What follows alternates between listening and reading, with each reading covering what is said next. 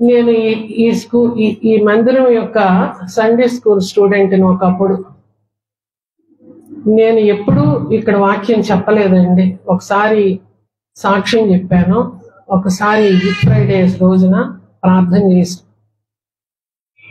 నాకెందుకో ఒకసారి వాక్యం చెప్పాలనే ఆలోచన వచ్చి నా తమ్ముడికి చెప్తే, పాస్టర్ గారిని అడిగితే పాస్టర్ గారు ఈ వాక్యాన్ని నాకు పంచుకోవటానికి అవకాశం ఇచ్చినందుకు మీకు వందనాలండి.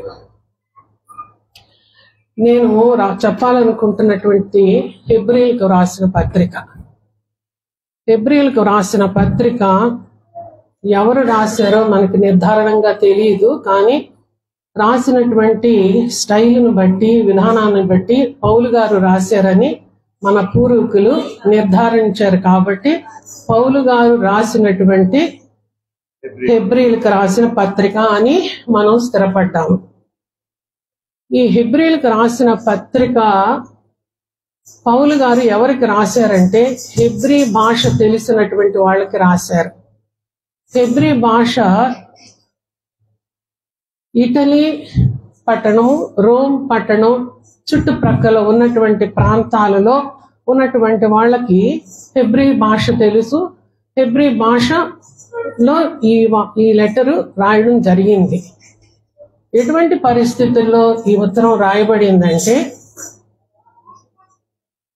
యూదా మతంలో నుంచి యూదులు యేసుక్రీస్తు వారిని అంగీకరించి క్రైస్తవులుగా మారుతున్నటువంటి సమయంలో ఈ ఉత్తరం రాయబడింది. అటువంటి పరిస్థితుల్లో అక్కడ క్రైస్తవులు ఎటువంటి పరిస్థితులను ఎదుర్కొంటున్నారంటే, యూదా మతాధికారులు, వాళ్ళ అధికారులు, పెద్దలు వాళ్ళంతా కూడా, మీరెందుకు యూదా మతం అంటే ఇజ్రాయేలీల మతం, అంటే యూదులు యెహోవాయే దేవుడు, దేవుడు మావాడే, ధర్మశాస్త్రం మాదే, వాగ్దానాలు మావే, ప్రవక్తలు మావాళ్ళు, యాజకులు మావాళ్ళు అనేటువంటి ఆలోచనలతో ఉండేవాళ్ళు. వాక్యం కంటే కూడా, వాళ్ళ క్రియల కంటే కూడా బాహ్యంగా ఆచారాలకి, అలవాట్లకి ప్రాధాన్యత ఇచ్చేవాళ్ళు యూద మతస్థులు. అటువంటి యూద మతస్థులు వాళ్ళ యూదా మతం నుంచి క్రీస్తుని అంగీకరించి వెళ్ళిపోతున్నటువంటి యూదుల పైన ఒత్తిళ్లు మొదలు పెట్టారు. మీరెందుకు మనం మతాన్ని వదిలిపెట్టి వేరే మతాన్ని అంగీకరిస్తున్నారు అని వాళ్ళ మీద ఒత్తిళ్లు మొదలు పెట్టారు. ఒత్తిళ్లు మొదలు పెట్టినప్పుడు క్రీస్తుని అంగీకరించినటువంటి యూదులు భయపడ్డారు. వాళ్ళకి క్రీస్తు కావాలి, లోకంలోని భద్రత కావాలని అనుకుంటున్నారు. అందుకని కొంతమంది అప్పుడు ఇలాంటి దేవాలయాలు కట్టుకోలేదు. ఇంకా ఇది దాదాపు యేసుక్రీస్తు వారు చనిపోయిన 70-100 సంవత్సరాల లోపు జరిగినటువంటి సంఘటన. మందిరాలు ఇంకా కట్టలేదు. ఒక్కొక్క గృహంలో సహవాసాలు అందరూ కూడుకొని ఆరాధన చేసుకుంటూ క్రొత్త నిబంధనలు పాటిస్తున్నటువంటి రోజులు అవి. క్రొత్త నిబంధన అంటే తెలుసు కదా, సహవాసంగా కూడుకోవటం, ప్రార్థించుకోవటం, రొట్టె విరచటం, ఇవి నూతన నిబంధన. ఆ పద్ధతిని అవలంబిస్తున్నారు. ఎప్పుడైతే యూదా మతాల్లో నుంచి బయటకు వస్తున్నటువంటి ప్రజల మీద ఒత్తిళ్లు పెరగటం వలన చాలా మంది వెనక్కి పడిపోతున్నారు. ఎందుకు వచ్చిన గొడవ, మనం ఇళ్లలోనే ప్రార్థన చేసుకుందాం అని, క్రీస్తుని కావాలి అని అనుకున్నటువంటి వాళ్ళు క్రీస్తు కావాలి, లోకంలో భద్రత కావాలని సహవాసాలకు వెళ్లకుండా ఇళ్లలో ఉండిపోతున్నారు. కొంతమంది అయితే క్రీస్తుని వదిలి వెనకబడిపోతున్నారు, యూదా మతంలోకి వెళ్ళిపోతున్నారు. ఇటువంటి పరిస్థితుల్లో పౌలు గారు ఈ లెటర్ రాయడం జరిగింది. అంతేకాకుండా యూదా మతస్థులు, మీరు మన మతంలో లేనిది ఏమిటి దాంట్లో ఉన్నది, మన మతం ఇంత గొప్పది కదా, మీరెందుకు క్రీస్తుని అంగీకరించి అలా వెళ్ళిపోతున్నారు అని చెప్తున్నప్పుడు, క్రీస్తుని అంగీకరించినటువంటి వాళ్ళకి వాళ్ళ ప్రశ్నలకు జవాబు చెప్పడానికి సరైనటువంటి జవాబులు వాళ్ళ దగ్గర లేకుండా పోతున్నాయి. అంటే వాక్యంలో వాళ్ళు పటిష్టంగా లేరు. కాబట్టి ఇటువంటి పరిస్థితుల్లో ఈ యొక్క లెటర్ రాయబడింది. దీంట్లో హెబ్రీయులకు రాసిన పత్రిక నాకు చాలా ఇష్టం, అదే సమయంలో అర్థం చేసుకోవటానికి కూడా కష్టం. కానీ నేను కొన్ని విని చదివి నేను ఇది చెప్పడానికి నేను ఇక్కడ నిలబడ్డాను. ఈ యొక్క పత్రికలో మనకి దేవుడు పౌలు గారి ద్వారా 5 హెచ్చరికలు చేశారు. ఆ 5 హెచ్చరికలని గురించి మనం ఈరోజు మాట్లాడుకుందాం. మొదటి హెచ్చరిక హెబ్రీయులకు రాసిన పత్రిక 2వ అధ్యాయంలో 3వ వచనం. ఇంత గొప్ప రక్షణను మనము నిర్లక్ష్యము చేసిన ఎడల ఎలాగూ తప్పించుకుందాము. ఇది ఒక హెచ్చరిక. ఇంత గొప్ప రక్షణను మనము నిర్లక్ష్యం చేసిన ఎడల ఎలాగూ తప్పించుకుందాం. ఇంత గొప్ప రక్షణ, ఎంత గొప్ప రక్షణ, దానికి మనం కొలమానం లేదు. ఇంత గొప్ప రక్షణ అనే ఆ పదం ఉపయోగించాడు. ఇంత గొప్ప రక్షణను నిర్లక్ష్యం చేస్తే ఎలాగూ తప్పించుకుంటాం. ఇంత గొప్ప రక్షణ అంటే దానికి వెల కట్టలేనటువంటిది, విలువ కట్టలేనటువంటిది. కాబట్టే మనకు ఉచితంగా ఇవ్వబడింది. ఉచితంగా ఇవ్వబడింది కాబట్టే మనం దాన్ని నిర్లక్ష్యం చేస్తున్నాం. కానీ దీనికే, ఈ రక్షణకే గాని వెల కడితే బహుశా మనం అందరం రక్షింపబడిన స్థితిలో ఉండేవాళ్ళం కాదు. ఎందుకంటే రక్షణ కొనుక్కోవటానికి మనకి సొమ్ము లేదు, విలువ లేదు, విలువ కట్టలేము. కీర్తనల గ్రంథం 49వ అధ్యాయం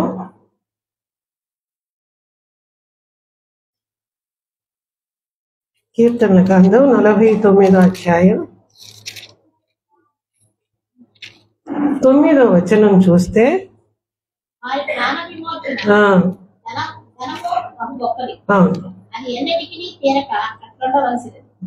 ప్రాణ విమోచన క్రయధనము బహు గొప్పది. మన ప్రాణ విమోచన, మన ప్రాణము విమోచించింది, ప్రాణాన్ని విమోచించింది దేవుడు. ఆ ప్రాణ విమోచన ధనం బహు గొప్పది. ఎంత గొప్పదంటే మన ప్రాణాన్ని విమోచించడానికి దేవుడే ప్రాణాన్ని అర్పించాల్సిన పని. దానికి విలువ కట్టగలుగుతామా? మనం విలువ కట్టలేము. దేవుడు మన ప్రాణ విమోచన కొరకు దేవుడు తన ప్రాణాన్ని పెట్టాడు. అటువంటిది ఎంత గొప్ప రక్షణ అది. అది ఎటువంటిదంటే అది ఎన్నటికి తీరక అట్లుండవలసిందే. మనం రక్షింపబడ్డాము అంటే ఆ రుణం తీర్చుకోవడానికి మనం ఏమీ చేయలేము. ఏమి చేసినా ఆ రుణం తీరదు.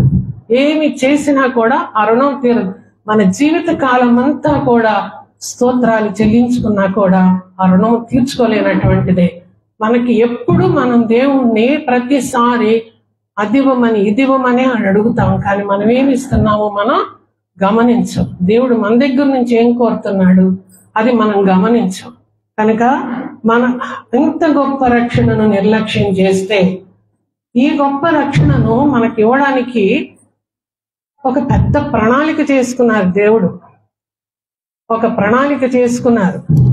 ఆది కాండంలోనే ఎప్పుడు చేసుకున్నారంటే, ఆది కాండం 12వ అధ్యాయం మొదటి 2 వచనాలు చూస్తే అబ్రహాముతో నిబంధన చేసుకున్నప్పటి నుంచి మొదలైంది ఈ యొక్క ప్రణాళిక.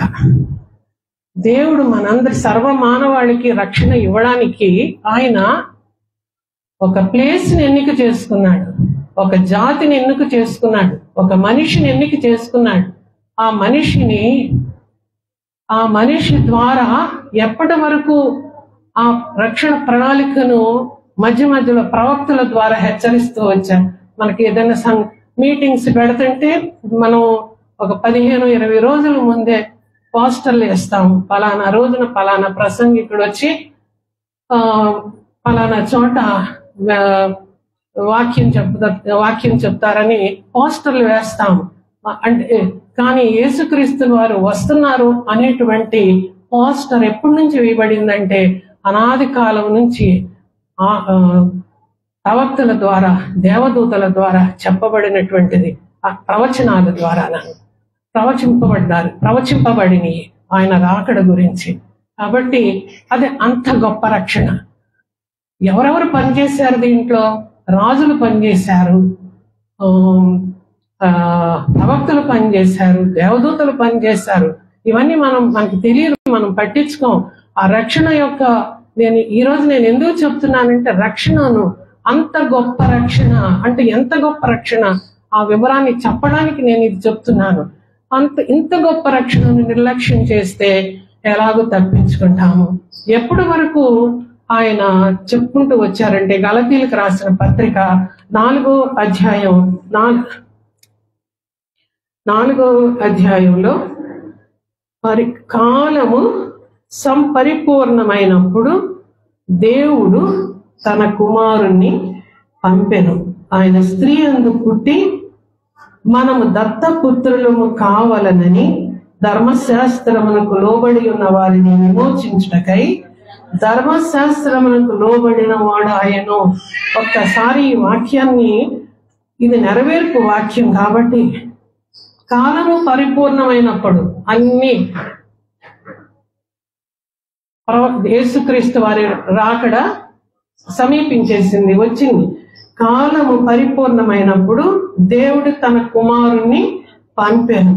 ఆయన ఎవరి యందు పుట్టారు? స్త్రీ యందు పుట్టి మనము అంటే అన్యులమైనటువంటి మనము దత్తపుత్రులము కావాలని ధర్మశాస్త్రమునకు లోబడి ఉన్న వారిని విమోచించుటకు. ధర్మశాస్త్రానికి లోబడినటువంటి వారు ఎవరు?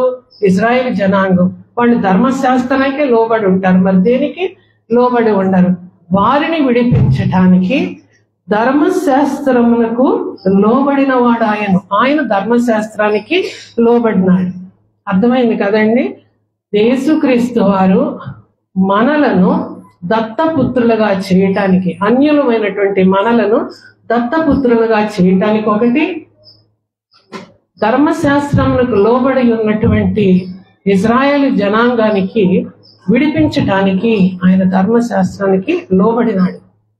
కాబట్టి మామూలు విషయం కాదు. రక్షణ అనేది ఉచితంగా వచ్చిందని తేలిగ్గా తీసుకోవద్దు. రక్షణ ఎంత గొప్ప రక్షణను నిర్లక్ష్యం, ఎంత సీరియస్ మ్యాటర్ అయితే, ఎలా ఆ మాట అక్కడ ఏమని రాసింది? ఇంత గొప్ప రక్షణను మనం నిర్లక్ష్యం చేసిన ఎడల ఎలాగూ తప్పించుకోలేము. రక్షణను నిర్లక్ష్యం చేస్తే తప్పించుకోలేము. అది ఎట్లా మొదలయ్యింది? యేసుక్రీస్తు వారే మొదట బోధించడం మొదలుపెట్టారు. క్రింద ఉన్నది, అట్టి రక్షణ ప్రభువు బోధించడం ద్వారా ఆరంభమైంది. ఈ సువార్త మన క్రైస్తవ లోకంలో మొట్టమొదట బోధకుడు యేసుక్రీస్తు వారే. తనని గురించి తను బోధించుకున్నారు. ఇటువంటి రక్షణను మనము నిర్లక్ష్యం చేస్తే ఎలాగూ తప్పించుకుంటాం. అంతేకాదు, మనం ఏం నిర్లక్ష్యం చేస్తున్నాం ఒకసారి చూద్దాం. దేవుని యొక్క ప్రేమను నిర్లక్ష్యం చేస్తున్నాం. ఎందుకు వచ్చారు? దేవుడు మనల్ని ప్రేమించినాడు కాబట్టే మనల్ని రక్షించాలనేటువంటి గొప్ప ఉద్దేశంతో వస్తే ఆయన ప్రేమను నిర్లక్ష్యం చేస్తున్నాం. మనం ప్రేమ పొందడానికి మనం ఏం అర్హులం కాము. మనము ఆయన కృప చేత మనం రక్షింపబడుతున్నాం. మనం ఏం నిర్లక్ష్యం చేస్తున్నాం అంటే దేవుని కృపను నిర్లక్ష్యం చేస్తున్నాం. ఏమి మనం ఇంకా నిర్లక్ష్యం చేస్తున్నామంటే ఆయన పరిశుద్ధ రక్తాన్ని నిర్లక్ష్యం చేస్తున్నాం. ఆయన ఇంకా మనం ఏమి నిర్లక్ష్యం చేస్తున్నామంటే హోప్ని, మనకి ఒక నిరీక్షణ ఇచ్చారు. జీవములోకి నడిపిస్తానికి దేవుడు మనకు ఒక నిరీక్షణ ఇచ్చారు. ఆ హోప్ని నిర్లక్ష్యం చేస్తున్నాం. ఇవన్నీ రక్షణలో ఉండేటువంటి సౌభాగ్యం అంతటిని కూడా మనం నిర్లక్ష్యం చేసుకుంటున్నాం. కాబట్టి నా బిడ్డలారా, రక్షణను నిర్లక్ష్యం చేయొద్దు. రక్షణ అంటే ఒకరోజు బాప్టిజంతో అయిపోయేది కాదు. అది రక్షణ అంటే కంటిన్యూస్ ప్రాసెస్. ప్రతిరోజు మనం కడగబడాల్సిందే. ఇప్పటి వరకు దేవుని తండ్రి ఎదుట మనం నిర్దోషిగా నిలబట్టే వరకు మనం కడగబడుతూనే ఉండాలి. మనం ఈ లోకంలో ఉన్నప్పుడు ఎన్నోసార్లు పడిపోతూ ఉంటాం, లేస్తూ ఉంటాం. అవన్నీ కూడా దేవునికి తెలుసు. కానీ దేవుని వైపు, మన గురు వైపు మనం దృష్టి పెట్టుకుని యేసు వైపు చూస్తూ మనం ముందుకు నడవాలి. ఇది మొదటి హెచ్చరిక. రక్షణను నిర్లక్ష్యం చేయొద్దు. రెండో హెచ్చరిక హెబ్రీలకు రాసిన పత్రికలో 3వ అధ్యాయం 12వ వచనం.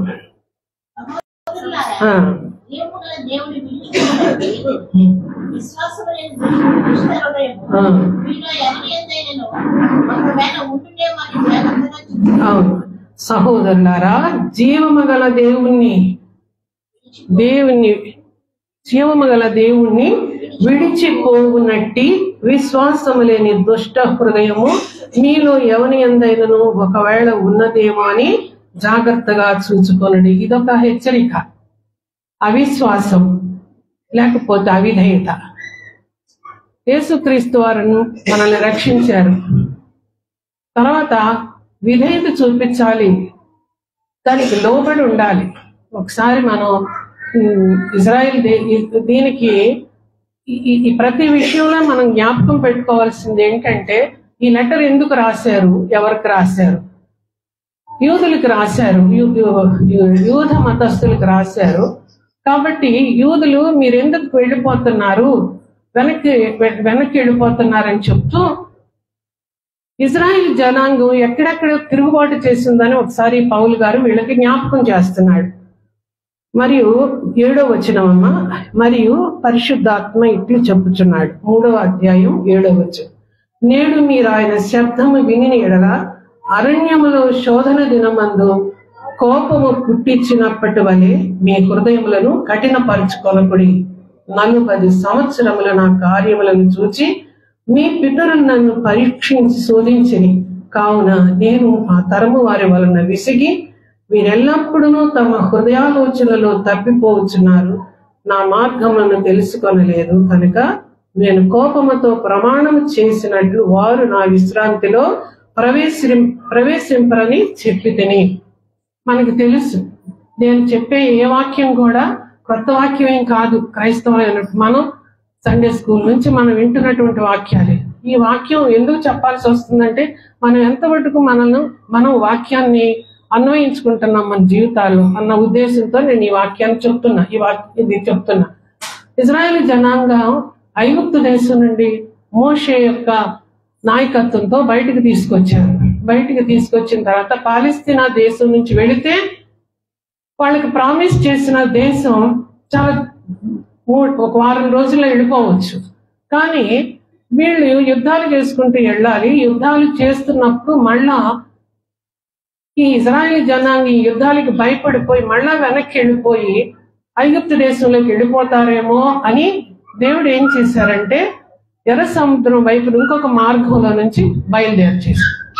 ఆయన ఎర్ర సముద్రపు మార్గంలో నుంచి నడిపించడానికి కూడా కారణం ఏంటంటే, ఇజ్రాయేల్ జనాంగంకి ఒక లెసన్ చెప్పడానికి, నేర్పించడానికి, జీవన విధానాన్ని నేర్పించడానికి ఆ మార్గాన్ని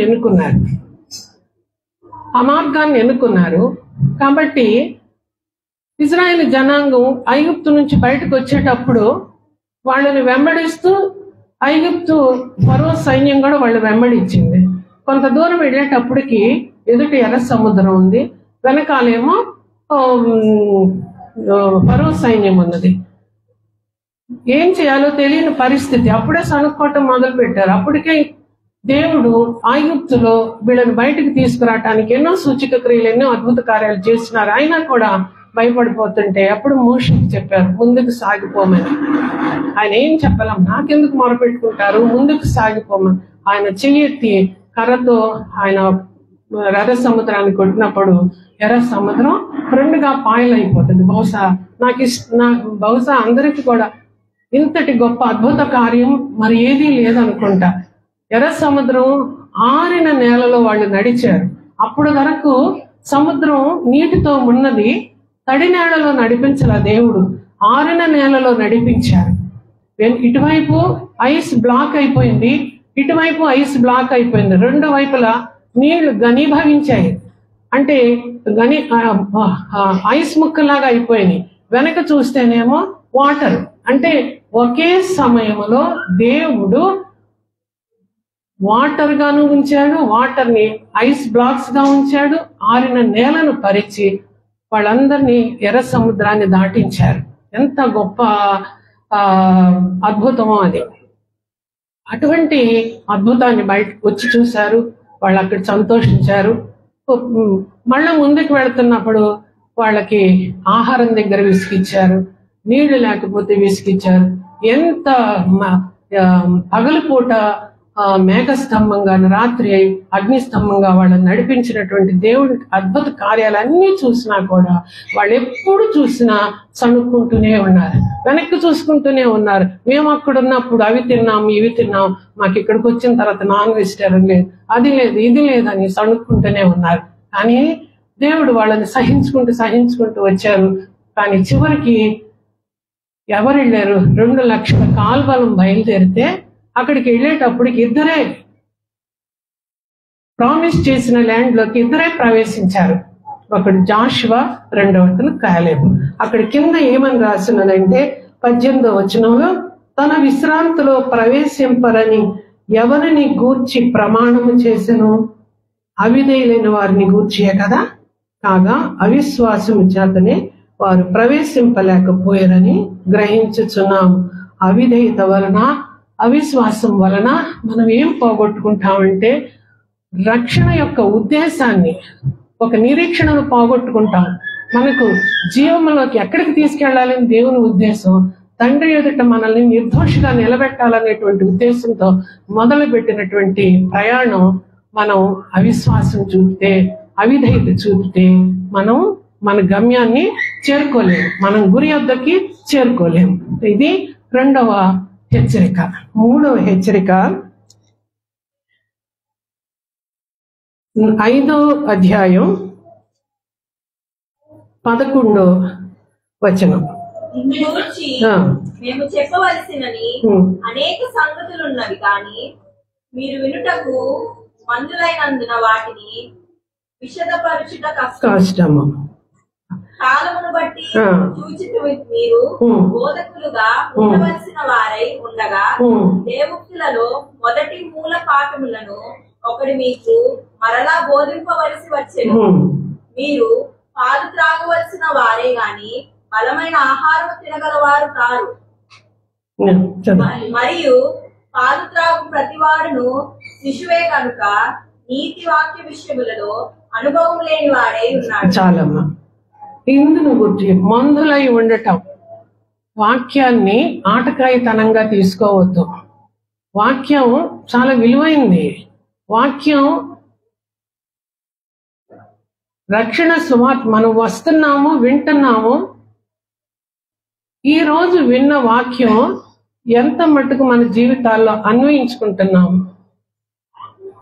వాక్యం కనపడదు, విశ్వాసం కనపడదు. వాక్యానికి విధేయత చూపించామంటే ఎలా కనపడుతుంది? మన రక్షణలో ఉన్నాము అని అంటే ఎలా కనపడుతుంది? మనం యేసుని అంగీకరించినాము అని ఎలా కనపడుతుంది? ఇవన్నీ కనపడేవి కావు. బాప్తిసం ఇచ్చేటప్పుడు అందరి ముందు సాక్ష్యంగా మనం చెప్తాం. అది దాని తర్వాత మన జీవితాల్లో ఈ వాక్యం మనల్ని ఏం చేయాలి? ఈ వాక్యం మనల్ని ఏం చేయాలి?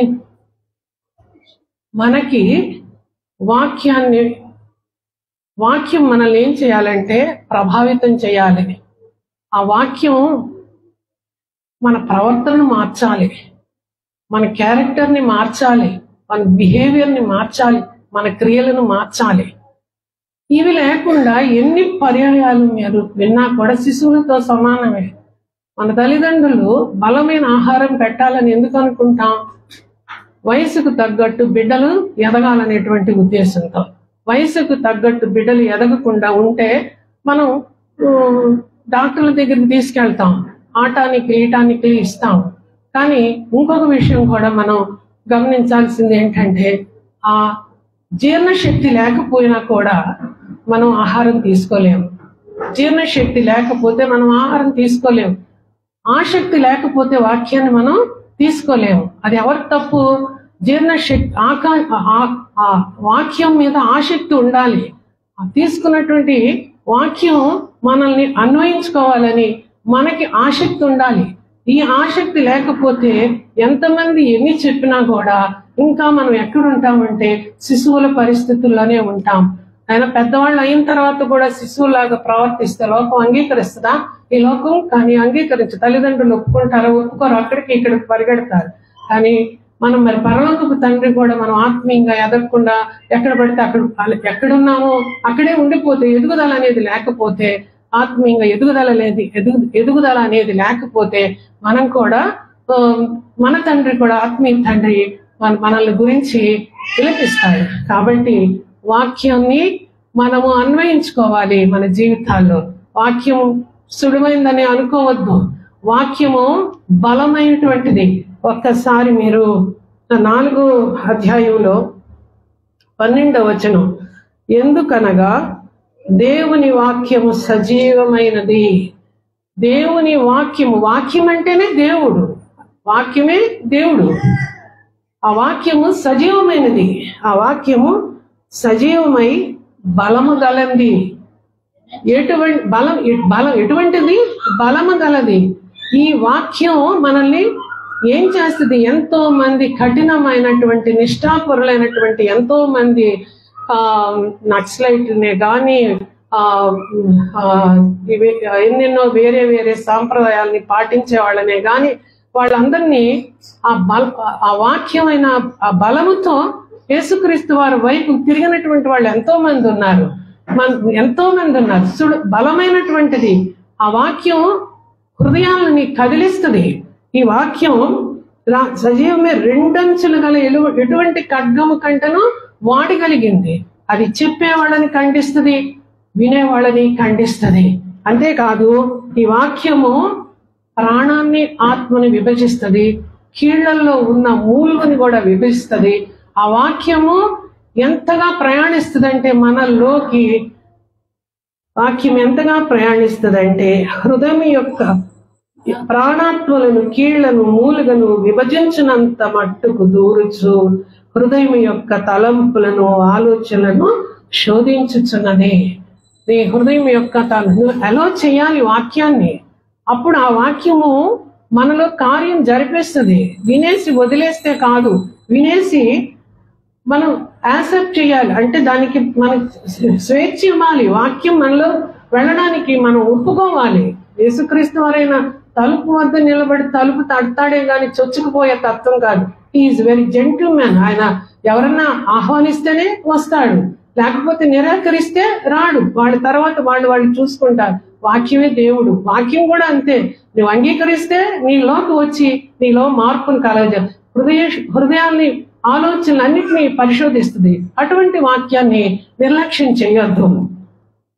మరియు ఆయన దృష్టికి కనబడని సృష్టం ఏది మనం ఎవరికే లెక్క అప్పజెప్పవలసి ఉన్నదో ఆ దేవుని దృష్టికి కనబడనిది మనలో ఏది ఉండదు. మనం ఎవరినన్నా మోసం చేయొచ్చు, కానీ దేవుణ్ణి మోసం చేయలేము. కనుక వాక్యాన్ని గురించి మనం చాలా జాగ్రత్తగా ఉండాలి. వాక్యాన్ని డల్ చేయొద్దు, తేలిక చేసుకోవద్దు, ఆటకాయతనంగా తీసుకోవద్దు. వాక్యానికి మన విశ్వాస స్థాయిని వాక్యానికి పెంచుకోవాలి. మన విశ్వాస స్థాయి వాక్యానికి పెంచుకోవాలి. వాక్యాన్ని మన విశ్వాస స్థాయికి దిగజార్చుకోకూడదు. కాబట్టి నా సంగమా, మీరు వాక్యాన్ని వినడం మాత్రమే కాదు, మన జీవితాల్లో అన్వయించుకోవాలి.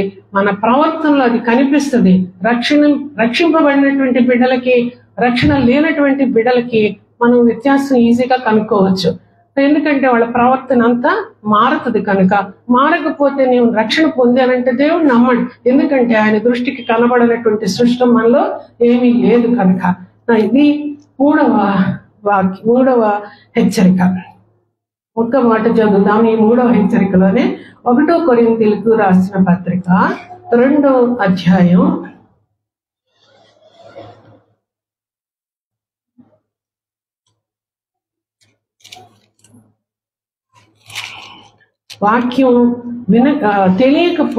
తెలియకపోవటం వల్ల ఏం జరిగిందో చెప్తారు ఇక్కడ.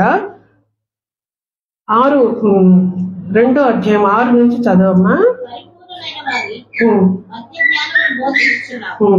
అది ఈ లోక జ్ఞానము కాదు. ఆ, నిరార్థకులై పోవచ్చున్న ఉమ్, ఈ లోకాధికారుల జ్ఞానమును కాదు కానీ ఆ, దేవుని జ్ఞానము మర్మమైనట్టుగా బోధించుచున్నాడు. ఉమ్, ఈ జ్ఞానం మోసే ఉండేది. ఉమ్, జగత్తుత్పత్తి ముందుగానే దీనిని దేవుడు మన మహిమ నిమిత్తము తీర్చి ఆ, అది లోకాధికారులలో ఎవరికి తెలియదు. ఆ.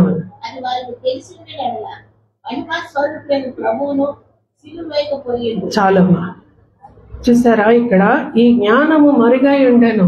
యేసుక్రీస్తు వారిని సిలువ వేసినటువంటి సమయంలో మతాధికారులు ఉన్నారు, యూదా మతస్థులు ఉన్నారు. వాళ్ళకి ధర్మశాస్త్రం తెలుసు, ప్రవచనాలు తెలుసు, అన్నీ తెలుసు.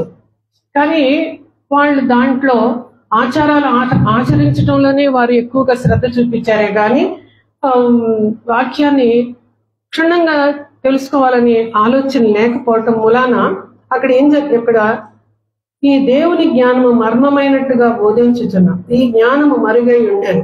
జగత్ ఉత్పత్తికి ముందుగానే దీనిని దేవుడు మన మహిమ నిమిత్తం నియమించను. మనల్ని మహిమలోకి తీసుకెళ్ళటానికి నియమించినటువంటి వాక్యాన్ని అది లోకాధికారులు ఎవరికి తెలియదు, రోమాధికారులకి వాళ్ళందరికీ తెలియదు.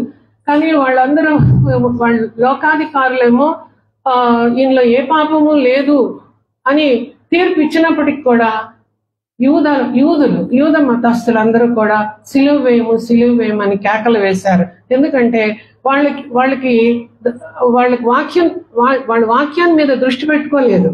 వాళ్ళకి ధర్మశాస్త్రం ఎంతసేపు మాది గొప్పతనంగానే భావించారే గాని ప్రవక్తల విషయాలను మాత్రం వాళ్ళు చెవిన పెట్టలేదన్నమాట. అందుకే వాళ్ళు ఏం చేశారు, మహిమా స్వరూపయగు ప్రభువును సిలువ వేయకపోయింది. వాళ్ళకే గాని ఆ జ్ఞానం ఉంటే ఆ రోజు పొంతి పిలాతు వీళ్ళు వీళ్ళలో ఏ పాపము లేదని చెప్పినప్పుడు వీళ్ళు నిజమే అని వాళ్ళు కొంచెం జ్ఞానం ఉన్నటువంటి వాళ్ళైతే ఆలోచించేవాళ్ళేమో. కానీ వాళ్ళకి ఆ జ్ఞానం లేదు కాబట్టి వాళ్ళు ఏం చేశారు, లేదు సిలువ వేయమని దేవుని సిలువ వేయటానికి ఇది అవును, ప్రవచనాలు నెరవేరటానికే ఇది జరిగింది. కానీ జ్ఞానం ఉంటే అది జరుగుండేది కాదు కదా అని పౌలు గారు కొరింథీయులకు రాసిన పత్రికలో రాస్తున్నారు. కాబట్టి వాక్యాన్ని మనం తేలిగ్గా తీసుకోవద్దు. 4వ హెచ్చరిక, మనము ఇది 10వ అధ్యాయం 26వ వచనమమ్మ. మనం హెబ్రీయులకు రాసిన పత్రిక 10వ అధ్యాయం. జ్ఞానం పొందిన తర్వాత వృత్తిపూర్వకంగా పాపం చేసిన పాపములకు బలి ఉండదు కానీ న్యాయ తీర్పునకు బయటతో ఎదురు చూచుటయు విరోధులను దహింపబో తీక్షణమైన అగ్నియు చాలు. మనము సత్యమును గూర్చి అనుభవ జ్ఞానం పొందిన తర్వాత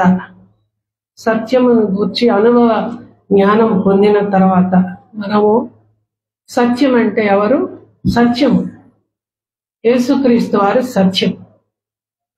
ఆయన చేసినది ప్రతిదీ, ఆయనలో జీవం ఉన్నది. ఆయన నమ్ముకుంటే, ఆయన సత్యం కాబట్టి ఆయన నమ్ముకుంటే తండ్రి దగ్గరికి చేరుకోగలుగుతాం. ఈ సత్యం గూర్చి అనుభవ జ్ఞానము పొందిన తర్వాత కూడా, రక్షణ పొందిన తర్వాత వాక్యాన్ని అనుసరిస్తూ వాక్యానుభవాన్ని పొందిన తర్వాత విశ్వాసంతో విధేయతతో ఉన్నప్పటికీ కూడా కొన్ని ఒత్తిళ్ళు వస్తాయి మనకి. అప్పుడు కూడా యేసుక్రీస్తు వారిని నమ్మినటువంటి యూదా మతస్థులకి వచ్చినటువంటి ఒత్తిళ్ళు పై వాటికి వచ్చినప్పుడు బుద్ధిపూర్వకంగా విడిచిపెట్టేయకూడదు. యేసుక్రీస్తు వారి సత్యం, హిస్టరీ, మరి స్టోరీ, ఆయన చరిత్ర సత్యం. ఆయన ఇప్పుడు ఎక్కడ చూసినా కూడా వాక్యం ఎంత విస్తారంగా వెదజల్లబడుతుందంటే ఏ మిష చేతనైతేనేమి వాక్యం చెప్పబడతా ఉన్నది. అటువంటి సమయంలో క్రీస్తుని అంగీకరించకపోతే, క్రీస్తుని అంటే చాలా మంది ఇప్పుడు ఈ మధ్య కాలంలో మన చుట్టూ ఉన్న ప్రాంతాల్లోనే అందరూ యేసుక్రీస్తు వారిని గేలి చేస్తూ మాట్లాడుతున్నారు. కొంతమంది అవమానపరుస్తున్నారు, బోధించే వాళ్ళని కష్టపెడుతున్నారు. అప్పుడు యూదా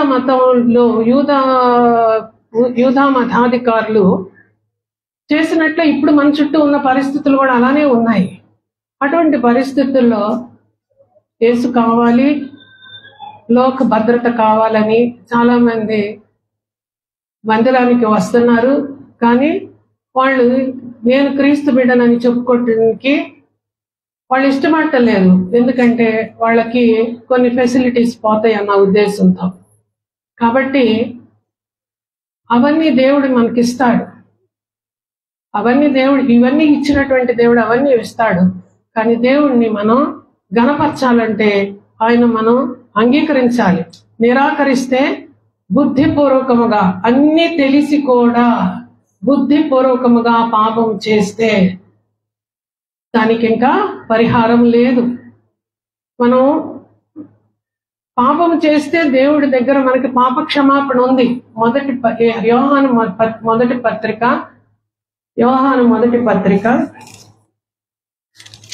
1వ అధ్యాయం 9వ వచనంలో మన పాపములను మనము ఒప్పుకొని ఎడల ఆయన నమ్మదగిన వాడును నీతిమంతుడును కనుక ఆయన మన పాపములను క్షమించి సమస్త దుర్నీతి నుండి మనలను పవిత్రగా చేయును.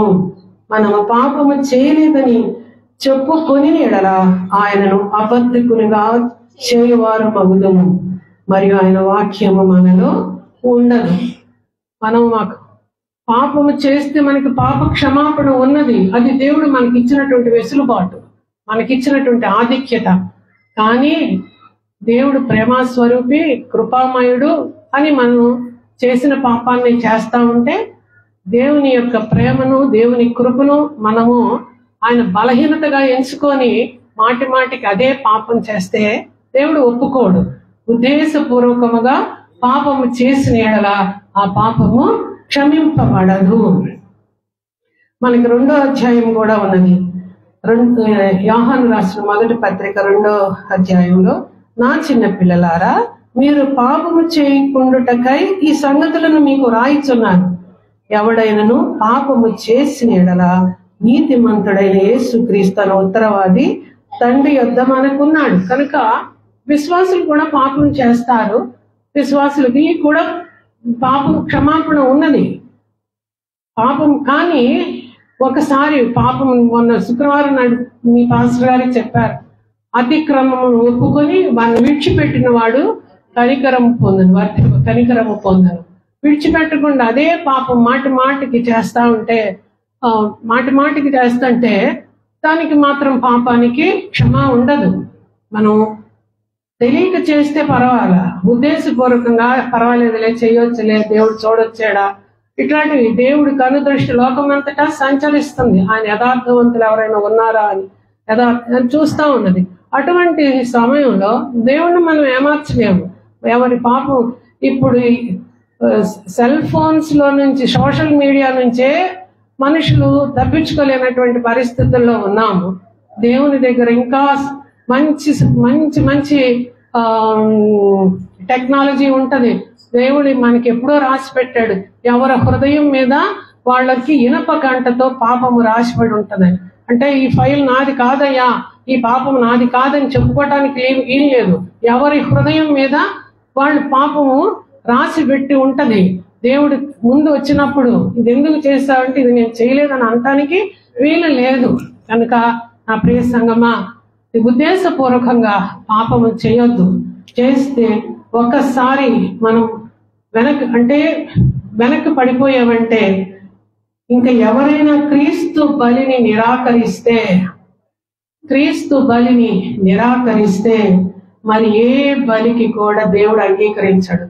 ఈవెన్ మనల్ని మనం సమర్పించుకున్నా కూడా దేవుడు మనల్ని అంగీకరించడు.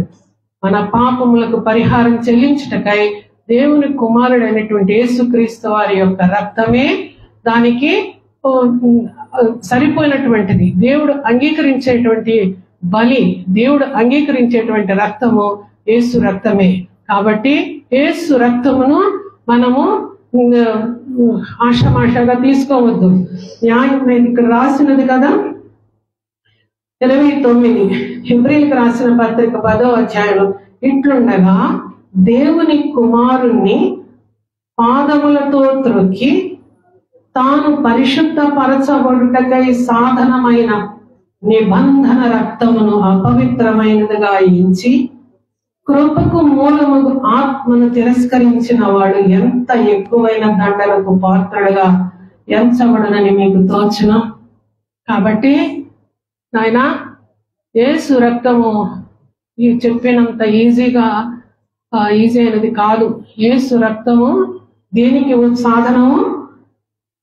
కృపకు తాను పరిశుద్ధపరచబడుటకు, మనం పరిశుద్ధపరచబడటానికి సాధనమైన నిబంధన రక్తము. దాన్ని అపవిత్రంగా ఎంచొద్దు, దాన్ని తక్కువగా ఎంచొద్దు. యేసు రక్తము ప్రతి పాపము నుండి మనల్ని విడిపిస్తుంది, మనల్ని సమస్త దుర్నీతి నుండి మనల్ని పవిత్రులుగా చేస్తుంది. అది యేసు నిబంధన రక్తం. మనకి హోలీ కమ్యూనియన్ తీసుకునేటప్పుడు ఒక మొదటి కొరింథీయులకు రాసిన పత్రికలో 11వ అధ్యాయంలో మనం రొట్టె విరిచే దగ్గర మనం చెప్పబడుతుంది. 24 నుంచి చూద్దాము. దానిని విరిచి, ఇది నీ కొరకైన నా శరీరము, నన్ను జ్ఞాపకము చేసుకొనుటకై దీవెన చేయుడని చెప్పాను. ఆ ప్రకారమే భోజనమైన పిమ్మట ఆయన పాత్రను ఎత్తుకొని, ఈ పాత్ర నా రక్తము వలనైన క్రొత్త నిబంధన. ఇది ఒక క్రొత్త నిబంధన. అబ్రహాముకి ఇచ్చినటువంటి నిబంధన నుంచి ఈ క్రొత్త నిబంధన వరకు మధ్యవర్తిగా యేసుక్రీస్తు వారు మనకున్నారు. క్రొత్త నిబంధన. మీకు దీనిలోని తాగునప్పుడల్లా నన్ను జ్ఞాపకము చేసుకున్నట్టుగా దీనిని చేయుడని చెప్పాను. హోలీ కమ్యూనియన్ లో పాలు పంచుకునేటప్పుడు కూడా మీరు బహు జాగ్రత్తగా ఉండాలి. అది మీ ఎదుట ఉంచబడినటువంటి ఒక చిన్న రొట్టె ముక్క కాదు, విరిచబడినటువంటి రొట్టె ముక్క కాదు. మీరు దాన్ని చూడొద్దు. మన కొరకు విరగబట్టబడినటువంటి యేసుక్రీస్తు శరీరాన్ని జ్ఞాపకం చేసుకోండి.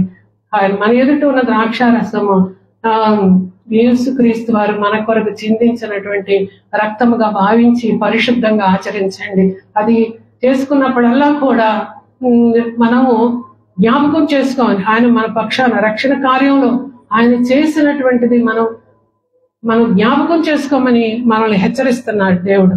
ఎందుకంటే దేవుడు అక్కడ కూడా మనం పాప క్షమాపణ మనకు అక్కడ కూడా తీసుకునే ముందు కూడా మనకు పాప క్షమాపణ ఉంటుంది. ఇంకా మనం కృపకాలంలోనే ఉన్నాము కాబట్టి ఈ హెచ్చరికలు మనకు ఉపయోగపడతాయి అని నేను మీకు చెప్తున్నాను. కనుక అలానేసి నేను యోగ్యురాల్ని కాదు అని హోలీ కమ్యూనియన్ లో పాల్గొనకుండా ఉండొద్దు. పాల్గొనండి. దేవుని శరీరములోకి దూరంగా ఉంటే మనం ఎండిపోతాము, మనం ఎండిపోయి రాలిపోతాము. దేవుని శరీరములో అంటు కట్టబడి ఉన్నప్పుడే మనము ఫలిస్తాము.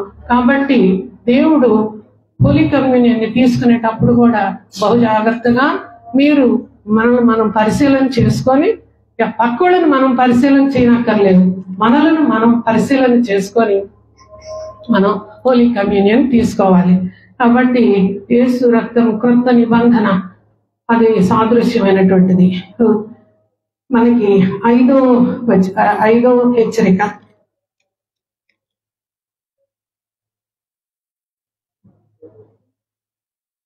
12వ అధ్యాయం, హెబ్రీయులకు రాసిన పత్రిక 12వ అధ్యాయం 14వ వచనం.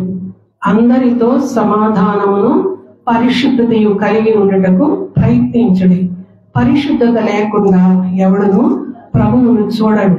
మీలో ఎవడైనను దేవుని కృపను పొందకుండా తప్పిపోవునేమో అని చేదైన వేరు ఏదైనాను మొలచి కలవరపరచడం వలన అనేకులు అపవిత్రులైపోదేరేమో అని జాగ్రత్తగా ఉండమని ఇక్కడ మరో 5వ హెచ్చరిక మనకి ఇవ్వబడుతుంది. పరిశుద్ధంగా ఉండమని చెప్తున్నాడు. పరిశుద్ధంగా ఉండటం ఈ లోకంలో సాధ్యమే. ఎందుకంటే యేసుక్రీస్తు వారు మనకి మాదిరిగా జీవించి వెళ్ళారు. ఆయన పూర్తి మానవునిగా ఈ లోకంలో పుట్టారు. ఆయన మానవునిగా పుట్టినప్పటికి కూడా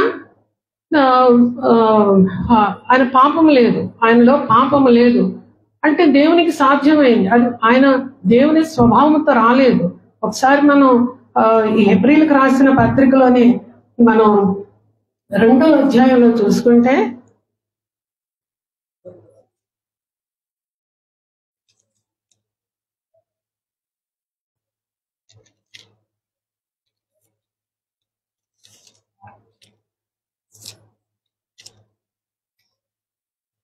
ఆయన ఎట్లా పుట్టారు కాబట్టి 14వ వచనం, కాబట్టి ఆ పిల్లలు రక్త మాంసముల గలవారైనందున ఆ ప్రకారమే మరణము యొక్క బలము గలవానిని అనగా అపవాదిని మరణము ద్వారా నశింపచేయుటకును జీవిత కాలం అంతయు మరణ భయము చేత దాస్యమునకు లోబడిన వారిని విడిపించుటకును ఆయన కూడా రక్త మాంసములో పాలువాడయ్యాడు. మనల్ని పరిశుద్ధులుగా చేయటానికి ఆయన ఏం చేశారు? ఆయన పిల్లలు, మనం ఆయన విశ్వసించినటువంటి వాళ్ళందరం ఆయన పిల్లలమే. ఆయన పిల్లలు రక్త మాంసములు గలవారైనందున ఆ ప్రకారమే మరణము యొక్క బలము అనగా మరణము, పాపం వలన వచ్చేటువంటి జీతం మరణం, అంటే అపవాది యొక్క బలము, అపవాది మరణము ద్వారా నశింప చేయుటకును జీవిత కాలమంతయు మరణ భయము చేత దాస్యమునకు లోనైనటువంటి మనల్ని విడిపించడానికి ఆయన రక్త మాంసములో పాలివాడైనాడు. ఈ పాపం నుంచి విడిపించడానికి ఆయన పూర్తిగా రక్త మాంసంలో పాలివాడే. దేవదూతల స్వభావాన్ని ధరించుకోలేదు, అబ్రహాము సంతాన స్వభావాన్ని ధరించుకొని ఈ లోకానికి వచ్చాడు. కావున ప్రజల పాపములకు పరిహారము కలుగు చేయుటకై దేవుని సంబంధమైన కార్యములలో కనికరమును నమ్మకమును గల ప్రధాన యాజకుడు నిమిత్తము అన్ని విషయములు ఆయన తన సహోదరుల వంటి వాడు కావలసి వచ్చెను. తాను శోధింపబడి శ్రమ పొందెను కనుక శోధింపబడి వారికి సహాయం చేయగలవాడై ఉన్నాడు. సులువుగా పెట్టు పాపమును నుంచి మనము విడిపింపబడటానికి యేసు వైపు చూడాలి. యేసే మనకన్నిటికీ మాదిరికరమైన క్రైస్తవ జీవితం ఆయన జీవించాడు. ఆయన శోధింపబడ్డాడు కానీ పాపం చేయలేదు కనుక శోధింపబడిన వారికి సహాయం చేయుటకు ఆయన శక్తి కలిగినటువంటి వాడు. శోధనలు వస్తాయి, యేసుక్రీస్తు వారు చెప్పలేదు, శోధనలు వస్తాయి కానీ మనం వాటిని జయించడానికి శక్తి ఇస్తాడు దేవుడు. కనుక శోధన నుండి బయటపడటానికి యేసు వైపు చూడాలి. ఇక్కడ 12వ అధ్యాయంలో ఏం చెప్పబడింది? సులువుగా చిక్కులు పెట్టు పాపమును విడిచిపెట్టి విశ్వాసమునకు కర్తయు దానిని కొనసాగించువాడనైన యేసు వైపు చూచుచు మన ఎదుట ఉంచబడిన పందెములో ఓపికతో పరిగెత్తుతాం. ఇంకా మనకి అసలు దేవుడు మనకి ఏం మిగిల్చి ఉంచలేదు. మనం రక్తం కార్చేంత పరిస్థితిలో మనల్ని దేవుడు ఉంచలేదు. ఆయన పరిపూర్ణం చేశాడు. ఆయన పూర్తిగా ఫినిష్, నేను సమాప్తమైనది, ఆయన చేయవలసిందంతా ఆయన చేశాడు. ఆయన మీద మనం విశ్వాసం పెట్టుకోవటమే మనం చేయవలసిన పని. ఆయన మీద విశ్వాసం పెట్టుకోవాలి. కాబట్టి మీరు అలసట పడకయు మీ ప్రాణములు విసకయు ఉండినట్లు పాపాత్ములు తమకు వ్యతిరేకముగా చేసిన తిరస్కారం అంతయు ఓర్చుకుని ఆయనను తలంచుకున్నాడు. యేసుక్రీస్తు వారు పొందినటువంటి శ్రమలు ముందు మనం ఇక్కడ అనుభవిస్తున్నటువంటి శ్రమలు ఏం పెద్ద గొప్పవేం కాదు. నన్ను అడిగితే మనం చేసుకొని అయితే మనం చేసుకున్న అజ్ఞానంతో చేసుకున్న శోధనలో పడతాము. కొన్ని అయితే మన ఉద్దేశపూర్వకంగా పడిపోయినటువంటి వాళ్ళంగా ఉంటాం, శ్రమలు తెచ్చుకుంటాం, శోధనలు మనమే తెచ్చుకుంటాం. ఉన్న వాటితో తృప్తి పడము, నేత్రాశకు పోతాము, శరీరాశకు పోతాము, జీవపు డంబాలకు పోతాము. వీటి వల్లనే మనం శోధనలో పడతాము. కాబట్టి వీటిని జయించడానికి దేవుడికి శక్తి, దేవుడు మనకి శక్తిని ఇస్తాడు. ఎందుకంటే ఇక్కడ ఆయన మన అన్ని మార్గాల నుంచి వెళ్ళాడు, శోధింపబడ్డాడు, తిరస్కరింపబడ్డాడు, త్రోసివేయబడ్డాడు, అవమానింపబడ్డాడు, నెట్టివేయబడ్డాడు, ఉమ్ము వేయించుకున్నాడు. ఎవరిని ఒక్క మాట తిరిగి అనలేదు. ఆయనకు శక్తి ఉన్నది. ఆయన ఒక్క మాట సెలవిస్తే వాళ్ళు ఆ అధికారంతో వాళ్ళను ఏమైనా చేయటానికి ఆయనకి శక్తి కలిగిన దేవుడు. కానీ ఇవన్నీ కూడా ఆయన సహించాడు. ఎందుకంటే ఆయన మనకి రక్షణ దయచేయడానికి ఇవన్నీ సహించాడు. ఆయనకి అనేకమైన శోధనలు వచ్చాయి. అయినా కూడా ఎందుకు సహించాడంటే మన మార్గాన్ని ఆయన ముందు వెళుతున్న మార్గం మనకి వేసే మార్గం, ఆ మార్గంలో ఆయన మార్గం క్షేమంగా వెళ్ళాలి అంటే, మనం క్షేమంగా వెళ్ళాలంటే ఆయన ముందు మార్గం సరళం చేసుకుంటే వెళ్ళిపోవాలి. కాబట్టి అవన్నీ ఆయన పడ్డారు. కాబట్టి రక్షణ మార్గంలో మనకు వచ్చే ప్రతి శోధన నుండి తప్పించడానికి ఆయన శక్తి కలిగినటువంటి వాడు. మనంతటా మనం లోకంలో పడి శోధనలో పడి లోకంలో కొట్టుకుపోతే అది కాదు. రక్షణ మార్గంలో ఉన్న వారికి ఆయన సహాయం చేయగలిగినటువంటి దేవుడు అయి ఉన్నాడు. కనుక నా ప్రియ సంగమా, యేసుక్రీస్తు వారిని రిజెక్ట్ చేయొద్దు. యేసుక్రీస్తు వారు నాకేం దేవుడు కాదు అని అనుకోవద్దు. యేసుక్రీస్తు వారిని రిజెక్ట్ చేయొద్దు. యేసయ్య రక్తాన్ని రిజెక్ట్ చేయొద్దు. యేసయ్య ఇచ్చినటువంటి రక్షణను రిజెక్ట్ చేయొద్దు. మనకి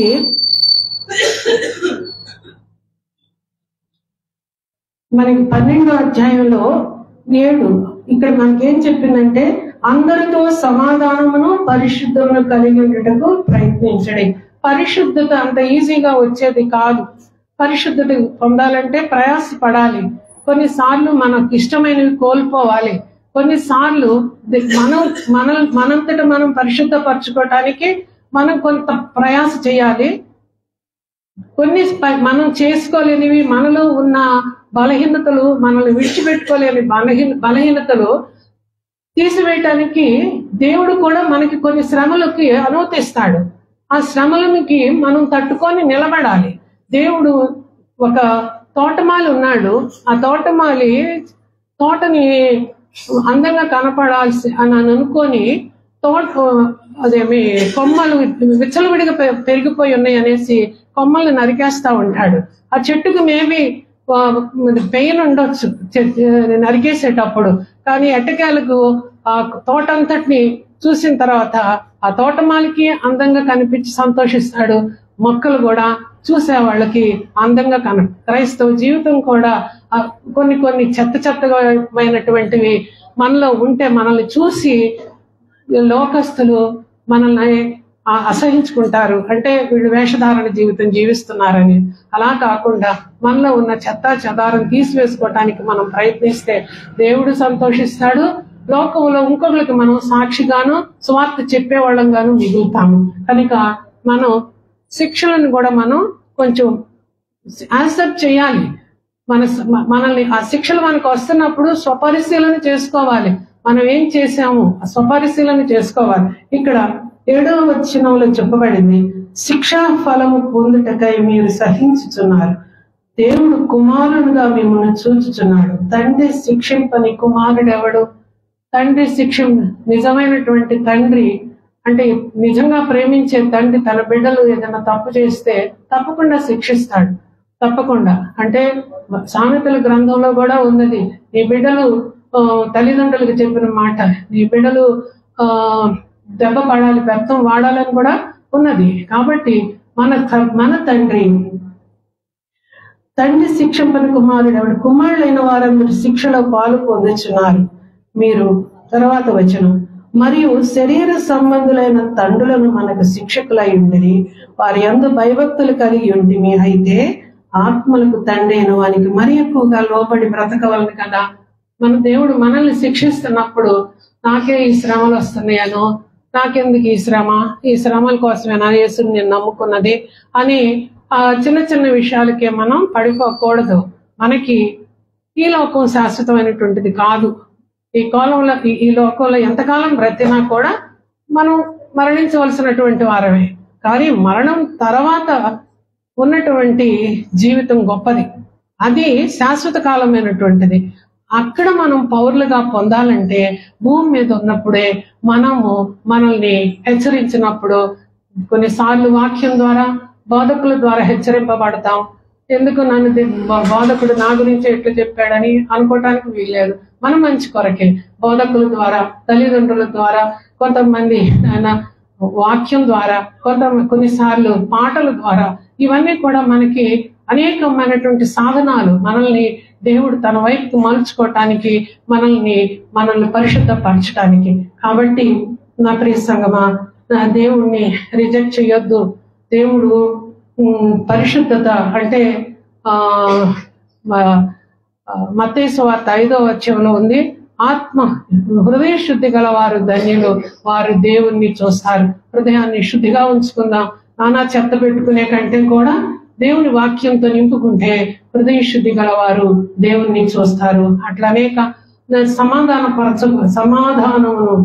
సమాధానమును అంటే సమాధాన పరచబడి వారు అక్కడే ఉంటది. మత్తయి 5లో సమాధాన పరచబడి వారు దేవుని కుమారులు అనబడతారు. కాబట్టి పరిశుద్ధతయు సమాధానం కలిగి ఉండటం మనం నేర్చుకోవాలి. ఇవి లేకపోతే దేవుణ్ణి చూడము అని చెప్తున్నారు. ఇవన్నీ కూడా ఎంతో సీరియస్ విషయాలు. ఇవి చాలా సులువుగా చెప్పే మాటలు అనుకోవద్దు. ఇవి సులువుగా చెప్పేవి అని అనుకోవద్దు, ఇవి చాలా కష్టం అని కూడా అనుకోవద్దు. ఎందుకంటే ఇవి మనకి వింటుంటే ప్రాక్టికల్ గా ఇది ఒక పెద్ద థియరీ లాగా ఉంది అని అనుకుంటాం. ప్రాక్టికల్ గా చేసేటప్పుడు మనం దేవుని మీద ఆధారపడి ఉంటే మనకు సులువైన మార్గాలు కూడా దేవుడు ఏర్పరిచి ఉంటాడు. మనం ఎక్కడికి వచ్చి ఒక్కసారి పరిశుద్ధత ఒక్కసారి 12వ అధ్యాయంలోనే 18వ వచనం నుంచి ఒక్కసారి నేను చదువుతాను. స్పృశించి తెలిసి కొనదగినట్టు మండుచున్నట్టు కొండకును అగ్నికిని కారు మేఘమునకును గాఢాంధకారమునకును తుఫానుకును బోర ధ్వనికిని మాటల ధ్వనికిని మీరు వచ్చి ఉండలేదు.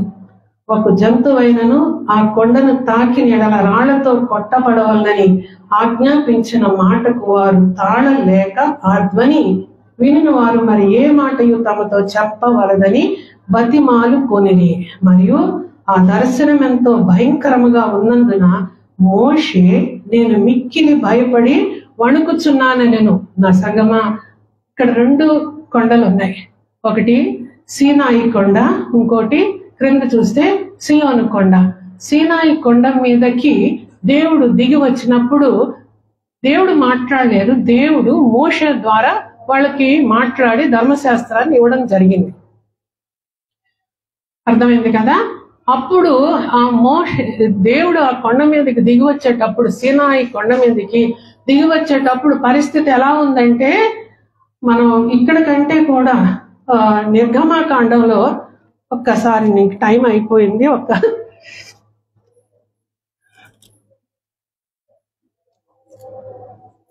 19వ వచనం, నిర్గమకాండం 19వ అధ్యాయంలో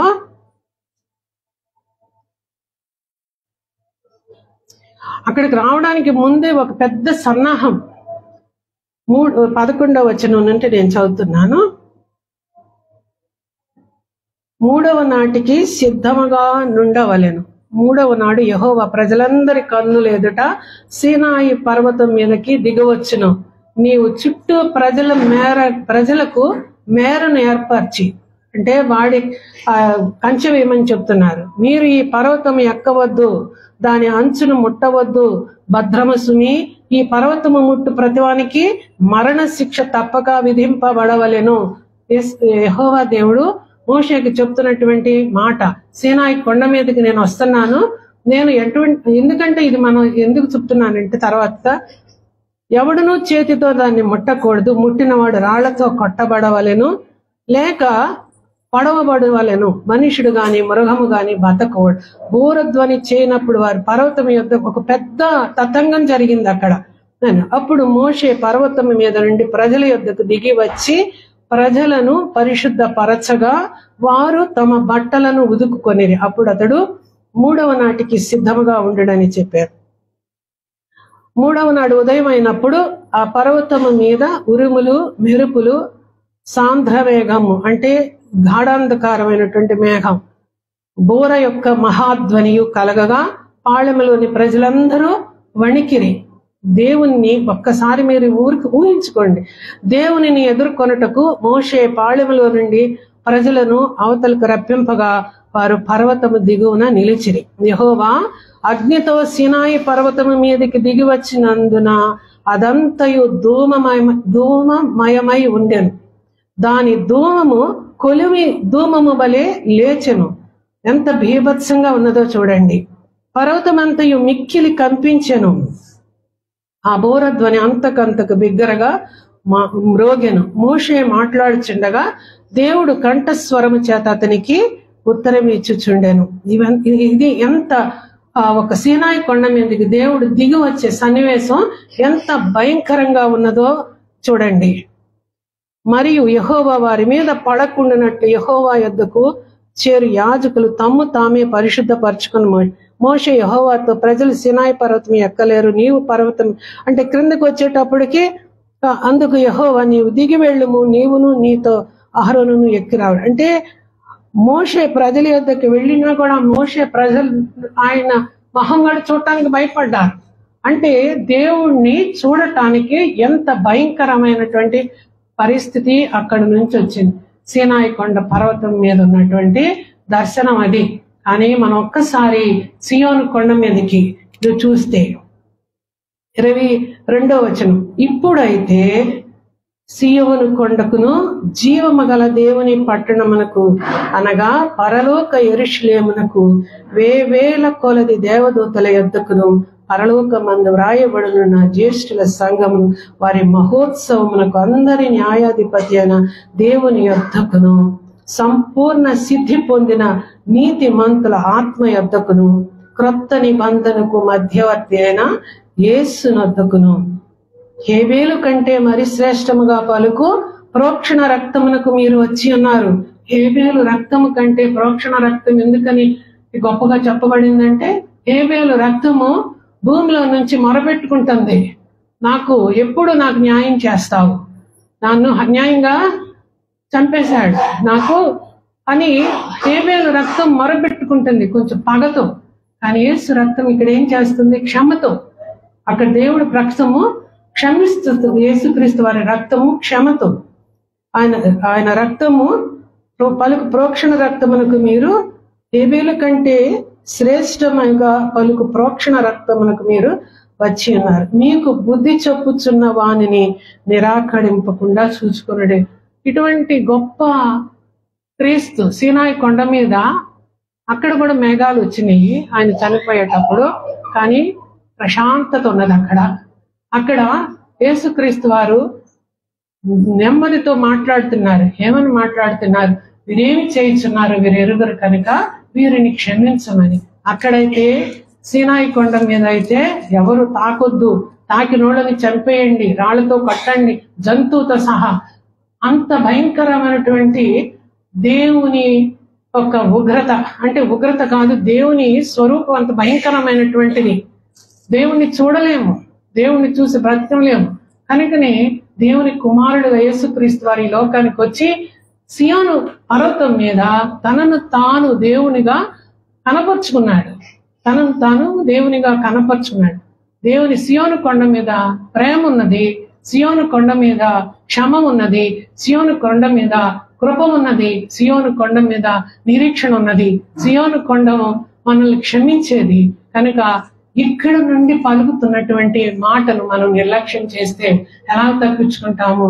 ఇక్కడ నుంచి దేవుడు ఏమని మనకు చెప్పినటువంటి భూమి మీదకి వచ్చినటువంటి యేసుక్రీస్తు వారు ఏం చెప్తున్నారు? ఒక్కటే, నిన్ను వలే నీ పూర్ణ హృదయంతో నీవు నీ పూర్ణ హృదయంతోనూ నీ పూర్ణ ఆత్మతోనూ దేవుని ఆరాధించమని 2 ఆజ్ఞలు.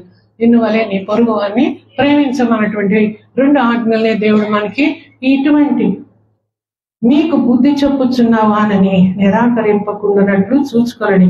వారు భూమి మీద నుండి బుద్ధి చెప్పిన వానిని నిరాకరించినప్పుడు తప్పించుకుపోయిన ఎడల, అంటే మోషే భూమి మీద ఉన్నవాడు, యెహోవా చెప్తుంటే భూమి మీద ఉన్నటువంటి వాడు చెబితేనే తప్పించుకోలేకపోయారు అక్కడ ఉన్నటువంటి జనులు.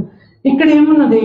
పరలోకము నుండి బుద్ధి చెప్పుచున్న వానిని, పరలోకము నుండి బుద్ధి చెప్తున్న యేసుక్రీస్తు వారు భూమి మీదకి వచ్చి మనకి బుద్ధి చెప్తున్నప్పుడు ఉపదేశాల ద్వారా,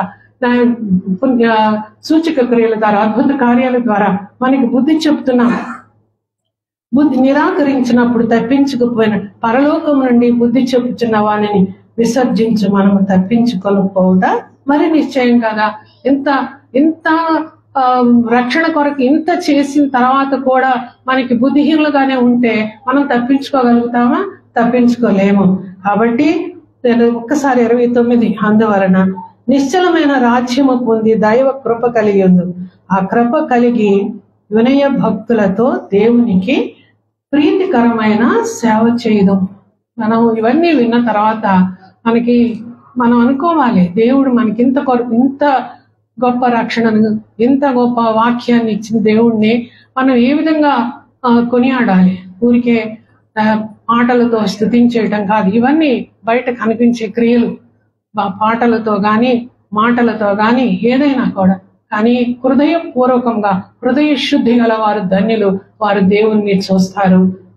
సమాధాన పరచబడి వారు ధన్యులు, వారు దేవుని కుమారులు అనబడతారు. కనుక నా ప్రియ సంగమా, ఆ ఓల్డ్ టెస్ట్మెంట్ అండ్ పాత నిబంధనలు సినాయి కొండ మీద దిగొచ్చిన దేవుడు ఒకడే, సియోను కొండ మీదకి దిగొచ్చిన దేవుడు కూడా ఒక్కడే కదా, ఒక్కడే దేవుడు. కానీ అక్కడ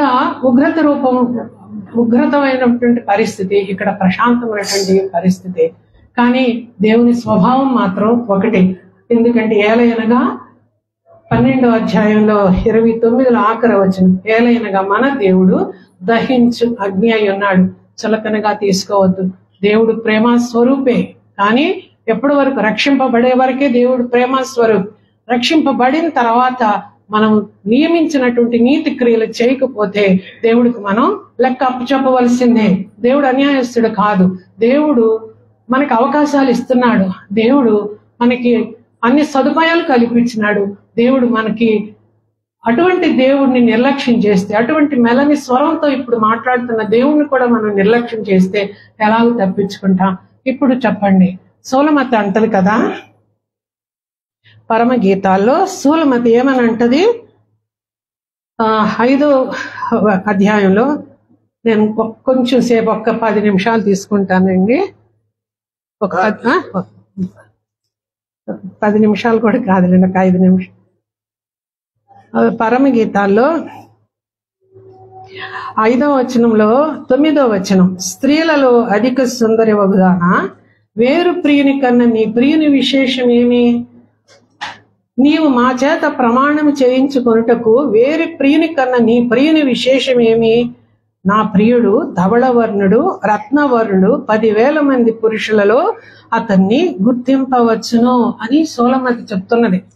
తన ప్రియుణ్ణి సూలమతి చెప్తుంది. ఇప్పుడు మన చుట్టూ ఉన్నటువంటి వాళ్ళలో చాలా మంది దేవుళ్ళు ఉన్నటువంటి వాళ్ళు మనల్ని అడగొచ్చు, నీ దేవుళ్ళు ఏంటి ప్రత్యేకత, నీ దేవుళ్ళు ఏంటి గొప్పదనం అని అడగొచ్చు. మనం ఏం చెప్పగలుగుతాం? ఏం చెప్పే స్థితిలో మనం ఉన్నాము? అప్పుడు కూడా యూదా మతంలో నుంచి బయటికి వచ్చినటువంటి, యేసుక్రీస్తు వారిని అంగీకరించి బయటకు వచ్చినటువంటి యూదులకి కూడా ఇదే ప్రశ్నలు యూదా అధికారులు అడుగుతున్నారు. మనకి ధర్మశాస్త్రం మంది, వాగ్దానాలు మనవి, అది మంది ఇది మంది అని గొప్పగా చెప్పుకుంటున్నారే తప్పించి వాళ్ళ ప్రవర్తనలో మార్పు ఏమీ లేదు. ఇప్పుడు మనకు కూడా మన చుట్టూ ఉన్న పరిస్థితులు కూడా అట్లానే ఉన్నాయి. నీ ప్రియులలో ఉన్నది ఏంటి గొప్పతనం, ఏంటి విశేషం అని చెప్పగలిగితే మనం చెప్పే స్థితిలో ఉన్నామా? చెప్పగలిగే స్థితిలో ఉండాలంటే వాక్యాన్ని మనం ఖచ్చితంగా బాగా అర్థం చేసుకొని ఉండాలి. మన దేవుడు రక్షణ ఇవ్వడానికి ఆయన మహిమను విడిచిపెట్టి వచ్చాడు ఈ లోకానికి. ఆయన మహిమను విడిచిపెట్టి వచ్చాడు. తండ్రితో కూడా కూర్చొని విండుట విడిచిపెట్టకూడనటువంటి భాగ్యంగా ఎంచుకొనకుండా ఆయన దిగి వచ్చాడు మన దగ్గరికి. ఇది ఏదో రాజుల గృహాల్లో దేవుడు యేసుక్రీస్తు వారు పుట్టి ఉంటే అది రాజమతం అయిపోయేది. కానీ దేవుడు మనందరినీ దృష్టిలో పెట్టుకొని ఒక పేద గృహంలో పుట్టారు. ఆయన దేవుడై ఉండి పేద గృహంలో పుట్టారు. ఆయన చెప్తారు, ఆకాశము నా సింహాసనం, భూమి నా పాదపీఠం అని చెప్పినటువంటి దేవుడు మనలను రక్షించడానికి మానవ రూపాన్ని రక్తమాంసంలో పాలువాడవటానికి కన్ని మరియ గర్భంలో, ఆ చిన్న గర్భకోశంలో ఎంతగా ఇమిడిపోయినాడో ఒక్కసారి ఊహించుకోండి.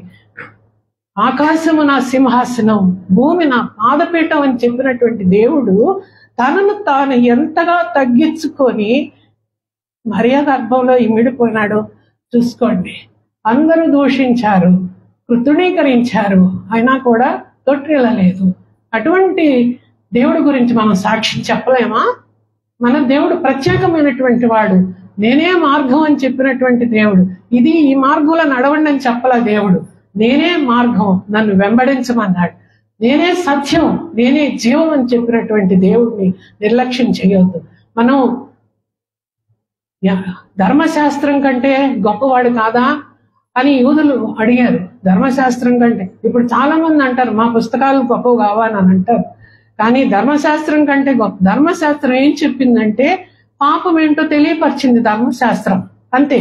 పాపానికి రెమెడీ ఏంటో చెప్పలేదు. పాపానికి ప్రాయశ్చిత్తం ఎంతకాడికి బలులు అర్పించుకోవటమే, ఆ పాపం అలా ఉండిపోవటమే, బలులు అర్పించుకుంటూ పోవటమే పాపము ధర్మశాస్త్రానికి ఆయన ఏమైనాడు? విధేయత చూపించి పాపము లేకుండా ధర్మశాస్త్రానికి మరణమే అంతమనుకున్న దేవుడు మరణాన్ని అంగీకరించి పునరుద్ధరణ శక్తితో పైకి లేచినాడు. ధర్మశాస్త్రానికి మించినటువంటి వాడు దేవుడు.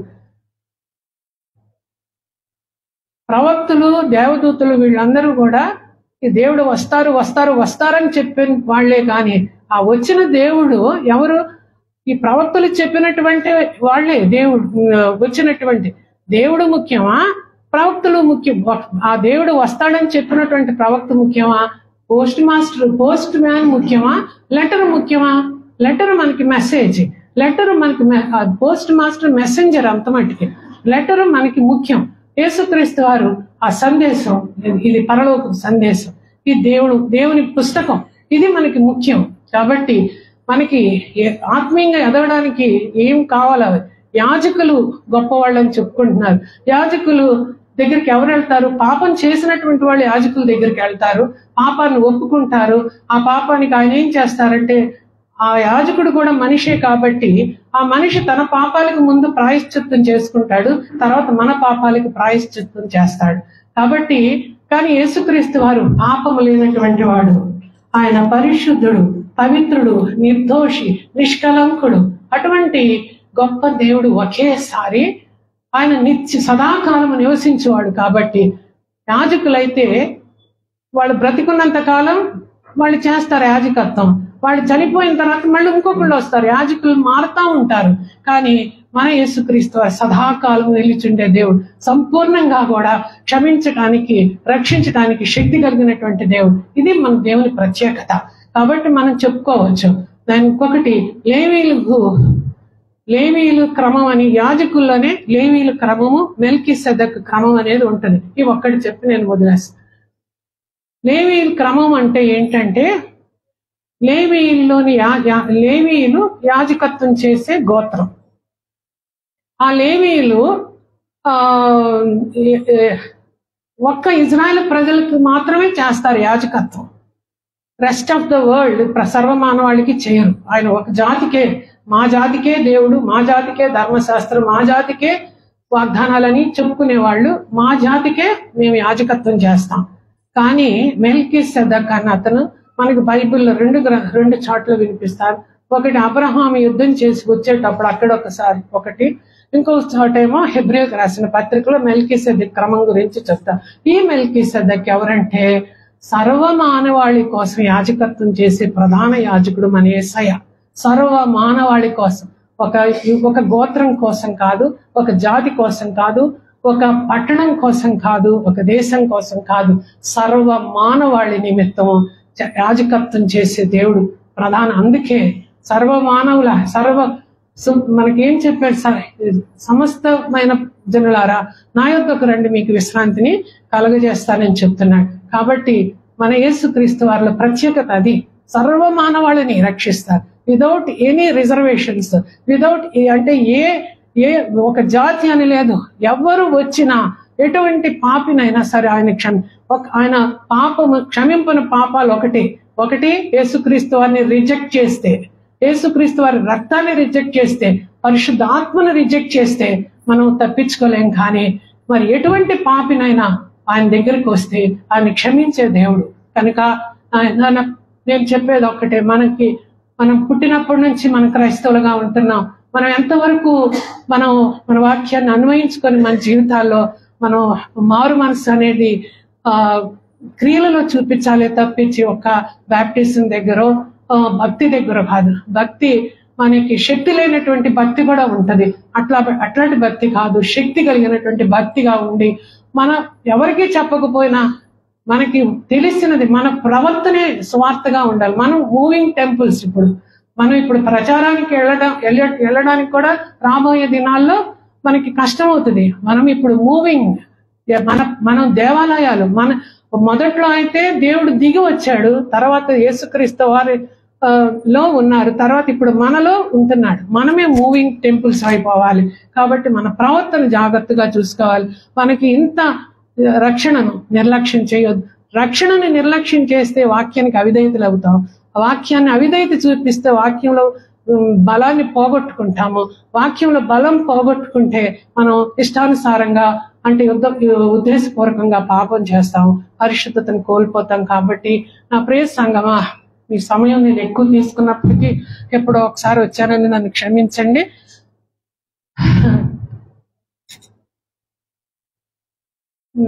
చిన్నబాబు ఒకసారి ఇట్లా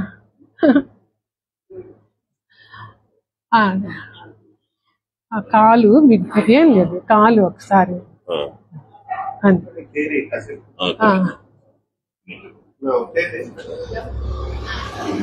ఈ కాలు ఒక్కటి అయిపోయింది. కాబట్టి ప్రియ సంగమా, ఈ వాక్యాన్ని నిర్లక్ష్యం చేయొద్దమ్మా. మీ జీవితాల్లో అన్వయించుకోండి. వాక్యం విలువైంది, బలమైంది, శక్తి కలిగింది, వాడగలిగింది. దేవుడు మిమ్మల్ని ఆశీర్వదించుగా.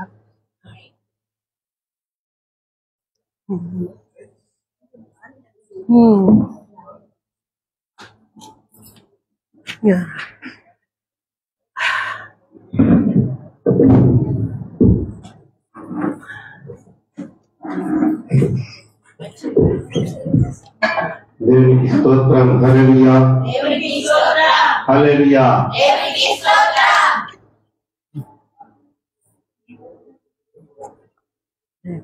పిండమునై ఉండగా నీ కన్నులకు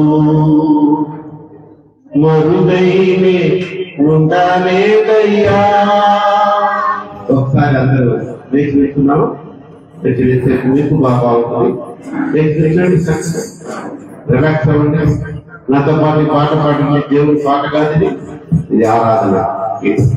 పిండమునై ఉండగా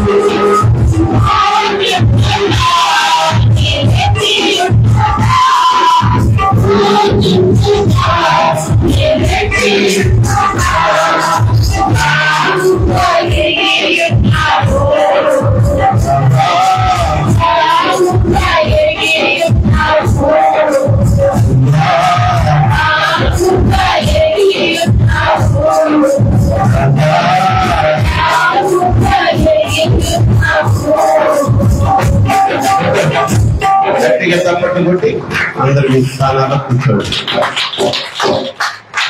నిజంగానే 5 హెచ్చరికలు అద్భుతం. మనం ఎప్పుడు చదువుకునేది ఇంత గొప్ప రక్షణ నువ్వు నిత్యం చేసిన విడలా నువ్వు ఎలా తప్పించుకుందువు శ్రీకాంత్ అని ఎన్నోసార్లు చెప్పుకుంటా. శ్రీకాంత్ కూడా అంకుల్ అని ఉంటాడు. కానీ అందులో ఉన్న డెప్త్ ఈరోజు దేవుడు మనతో మరి మాట్లాడారు. అవి దేవుని మాటలు. ఇక్కడ ఎవరు నుంచున్నా వారి సొంత మాటలు మాట్లాడరు, మాట్లాడనివ్వడు దేవుడు కదా. కాబట్టి మరి విజయశ్రీ గారికి సభాముఖంగా ఈ సంఘ పక్షంగా ఆయన పక్షంగా నిలబడి వాక్య పరిచర్యలు ఎన్నో గొప్ప విషయాలు తెలియజేసినందుకు వందనాలు తెలియజేసుకుంటున్నాను. మంచిది. కృతజ్ఞత కానుకలు సమర్పించుకున్నటకు సిద్ధపడి వచ్చిన వారు ఎవరైనా ఉన్నట్లయితే త్వరగా రావాలి, లేదంటే కానుకల్లోకి వెళ్ళిపోదాం.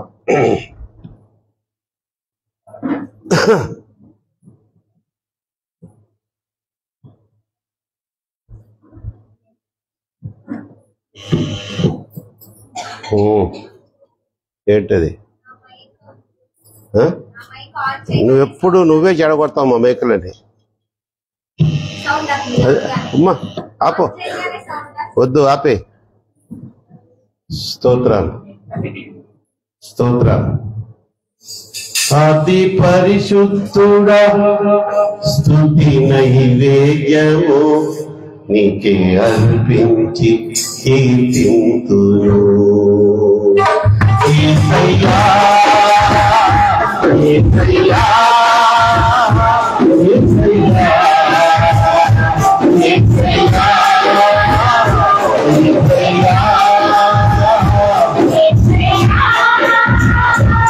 యేసయ్యా యేసయ్యా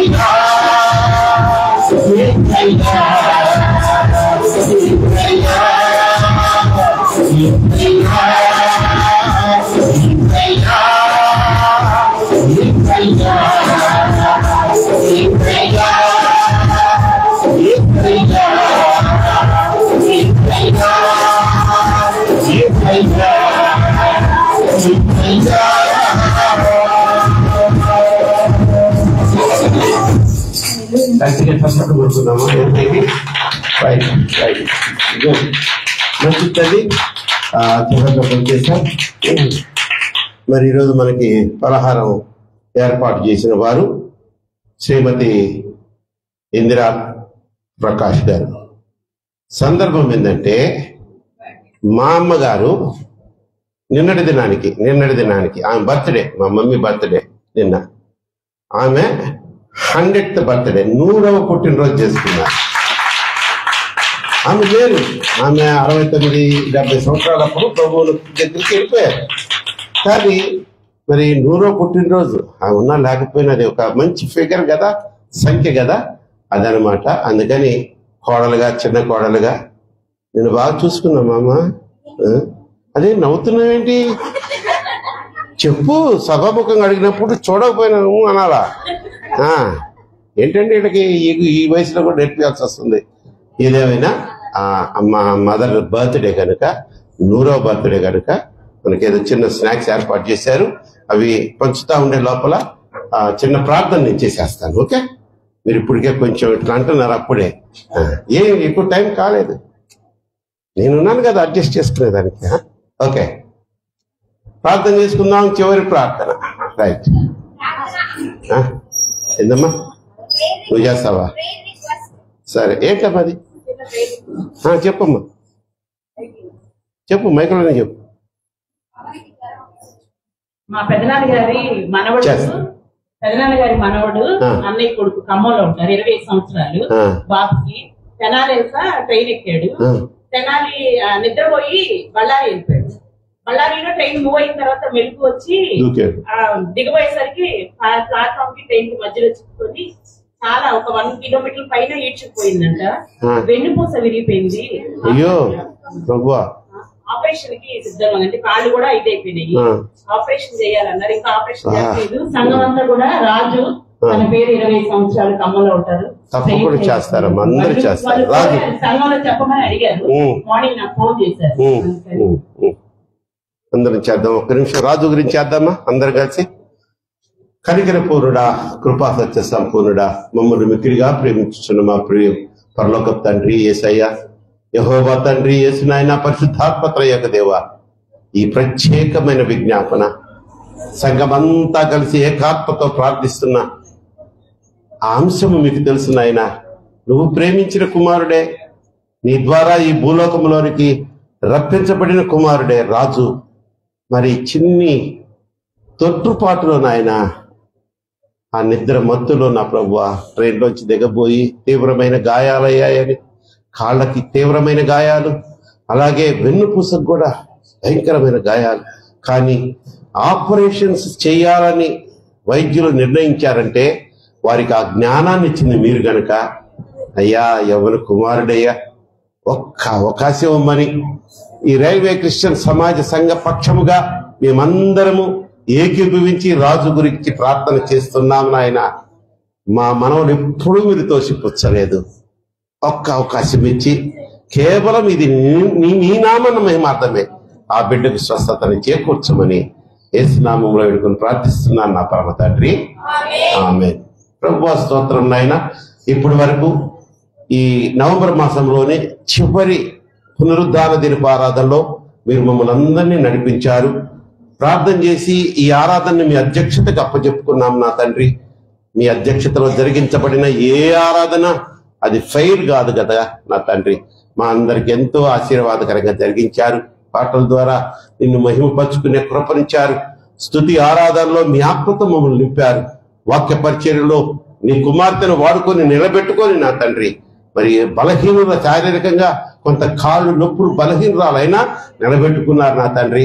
చక్కటి మరి అంశము ద్వారా మమ్మల్ని అందరినీ బలపరిచినందుకు, ఆ బిడ్డను స్థిరపరిచినందుకు స్తోత్రాలు చెల్లిస్తున్నాను. ఇంకా అనేక చోట్ల ఆ బిడ్డ నీ సువార్తను ప్రకటించే ఒక పనిముట్టుగా ఉపయోగించబడును గాక నాయన. బిడ్డలందరినీ ఎంతో ఆసక్తితో వచ్చారు, క్షేమంగా ఈ సన్నిధికి తీసుకొచ్చారు. ఈ ఆరాధన తదనంతరం సురక్షితంగా వారి వారి గృహాలకు చేర్చండి. ఇచ్చినటువంటి కానుకల్ని మీరు అంగీకరించి స్వీకరించి నూరింతల ప్రతిఫలము ఆశీర్వాదము బిడ్డలకు ఇవ్వండి. ముఖ్యంగా ఆర్థికంగా ఇబ్బందులు పడుతూ ఎన్నో సమస్యలతో సతమతమవుతున్న బిడ్డలు మీరు ఆర్థికంగా బలపరచండి. శాంతి సమాధానాలు లేని గృహాల్లో మీ శాంతిని నా తండ్రి ప్రవేశపెట్టండి. సాతాను శోధనలో బంధకాల్లో బంధించబడిన కుటుంబాలు వాటన్నిటి నుంచి విడుదల పొందునుగాక. నా ప్రభువా, నా నోటి మాటలను, నా ఆశీర్వచనాలను మీరు నెరవేర్చగలిగిన గొప్ప శక్తి కలిగిన దేవుడు గనక కార్యం చేయమని నీ పాదాలు పట్టుకొని వేడుకుంటున్నాను అయ్యా. తిరిగి మరలా శుక్రవారం మేము కలుసుకునే వరకు మా బిడ్డలందరినీ, ఈ సంఘ బిడ్డలందరినీ, ఈరోజు రాలేకపోయిన బిడ్డలను కూడా మీ యొక్క చల్లని రక్షణ హస్తపు నీడలో కాచి కాపాడి క్షేమాభివృద్ధి దయచేయండి. ఎవరికి ఎక్కడ ఏ విధమైన ఇరుకులు, ఇబ్బందులు, గడ్డములు, అపాయములు, ఏ విధమైన యాక్సిడెంట్స్ జరగకుండా మీ కృపలో నా తండ్రి, మీ కను దృష్టిలో మమ్మల్ని అందరినీ ఉంచండి, రాజుని ఉంచండి. ఒక అవకాశం ఇవ్వమని మళ్ళీ రాజు గురించి ప్రార్థన చేస్తున్నాను నా తండ్రి. నా ప్రభువా, నా దేవ, ఈ యొక్క సభ ముగింపులో నా తండ్రి, మరి నేను ఈ లోకంలోనికి భౌతికంగా తీసుకురాబడడానికి మా అమ్మగారిని ఉపయోగించుకున్నారు. ఒక చక్కని, ఒక మంచి తల్లిని నాకు అనుగ్రహించారు నా తండ్రి. ఎస్ మై లార్డ్, ఇవన్నీ మీ అద్భుత కార్యాలు, ఆశ్చర్య క్రియలు నా తండ్రి. మా అమ్మగారి గురులోకంలో లేకపోయినా గడిచిన దినముతో 100వ పుట్టినరోజు కనుక నా తండ్రి సంఘంతో చిన్న ఈ పలహారాన్ని పంచుకుని సంతోషించే భాగ్యాన్ని ఇచ్చారు. నా ప్రభువా, బిడ్డలందరూ కూడా సురక్షితంగా ఇక్కడికి వచ్చారు. క్షేమంగా వారి యొక్క గృహాలకు చేర్చమని కోరుకుంటూ మరొకసారి నాయన, మరి రాబో పునరుద్ధార దినపు ఆరాధనలో మేము బల్లలో కూడా పాల్పంచుకోబోతున్నాం కనుక ఆ విధంగా మమ్మల్ని అందరినీ సిద్ధపరచండి నాయన. పండగ నెల వచ్చేసింది, మేము సిద్ధపడుతున్నాం. బిడ్డలు ఎవరు నా తండ్రి ఆ పండగ సందర్భంగా ఇబ్బంది లేకుండా, ఆర్థికంగా ఏ విధమైనటువంటి నా తండ్రి ఇబ్బందులు ఎదుర్కోకుండా సంతోషంగా, ఆనందంగా మరి ఆ పండగను చేసుకున్నటకు కావలసినటువంటి నడిపింపును దయచేయమని కోరుకుంటూ, ఇదిగో నాయన, యూత్ పిల్లలు మునుపన్నడు లేని విధంగా ఇంత తొందరగానే ఆ క్రిస్మస్ ట్రీని సిద్ధపరిచారయ్యా. రేయింబగుడు కష్టపడి స్టార్ను కూడా పెట్టారయ్యా. అలాగే మందిరాన్ని లైట్స్ తో అలంకరించేశారు నా తండ్రి. వారి కష్టాన్ని మీరు గుర్తించి ఉన్నారు గనుక, వారి పరిచర్యను మీరు గుర్తించి ఉన్నారు గనుక ఆ యవ్వనకు వాళ్ళందరికీ ఒక మంచి భవిష్యత్తు నేను వేడుకొంచున్నాను. అలాగే కుమార్తెను కూడా నా తండ్రి ఈ పండగల సందర్భముగా ఎన్నో నా తండ్రి వారు సిద్ధపడుతూ ఉండగా వారికి కూడా మీ ఆత్మ నడుపు దయచేయమని, క్షేమాభివృద్ధి మా అందరికి అనుగ్రహించమని యేసునామములో వేడుకొని ప్రార్థిస్తున్నాను నా పరమ తండ్రి. పరలోకమందున్న మా తండ్రి, నీ నామం పరిశుద్ధపరచబడును గాక, నీ రాజ్యం వచ్చును గాక, నీ చిత్తం పరలోకమందు నెరవేర్చినట్లు భూమి యందు నెరవేర్చబడును గాక. మా ఆయన దినాహారం నేడు మాకు దయచేయండి. మా ఇళ్ళ అపరాధం చేసిన వారిని మేము క్షమించిన ప్రకారం మా అపరాధం క్షమించు. శోధనలోకి ఏకాదశిని తప్పించు. రాజ్యము, శక్తి, మహిమ నిరంతరము నీవే అయి ఉన్నావు మా పరమ తండ్రి. ఆమేన్. అలాగే మన పరమ తండ్రి అయినటువంటి దేవుని ప్రేమయు, మన ప్రభువును ప్రియరక్షకుడు అంటే క్రీస్తు వారి కృపయు, పరిశుద్ధాత్మ దేవుని అన్యోన్య సహవాసము ఇక్కడ కూడి వచ్చిన ప్రతి బిడ్డకును, ఆన్లైన్ లో మనల్ని సపోర్ట్ చేస్తున్న వారి కుటుంబాలకు, బీకులకును, ఈ మధ్య కాలంలో ఆరోగ్య రీతిగా, శారీరకంగా కొంత బలహీనతలు పొందినటువంటి విజయ్ కుమార్ సహోదరుడికి, ప్రకాష్, సాల్మన్, అలాగే శ్రీనివాసులకు, రవికుమార్ కి, అలాగే జయశ్రీ అక్కకు కూడా సకల పరిశుద్ధులతో పాటు తోడై ఉండును గాక. ఆమేన్. ఆశీర్వాదంబుల్ నా మీద వర్షింప చేయుమిషా, ఆశతో నీ సత్య వాగ్దానము ఈ మాయి మీద కృమ్మరించుము దేవా, క్రమ్మర ప్రేమ వర్షంబు కృమ్మరించుము దేవా. ఆమేన్. ఆమేన్. దేవుడు మీ అందరికీ తోడైండును గాక. నాయన, స్నాక్స్ తీసుకొని రండి. ఇంకా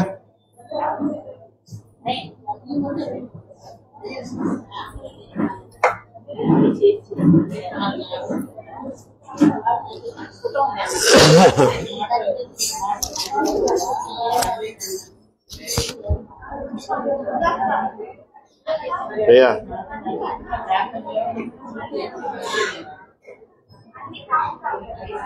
మరి